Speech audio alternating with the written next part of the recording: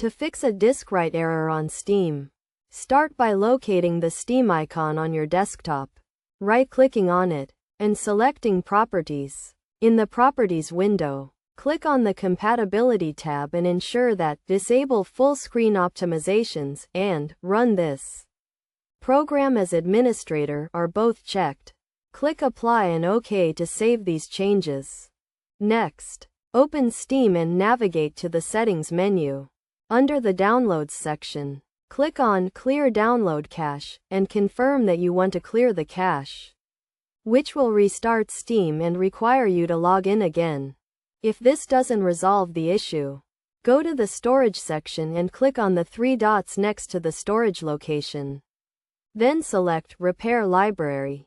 Steam will attempt to repair any errors it finds, which may take a few minutes.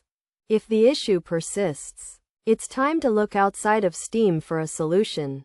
Start by checking for Windows updates, as outdated software can sometimes cause errors.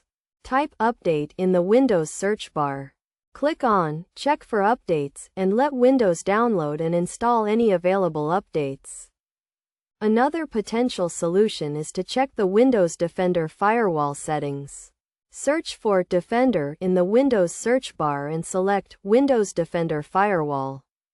Click on Allow an app or feature through Windows Defender Firewall and ensure that Steam is listed with check marks in both the private and public columns.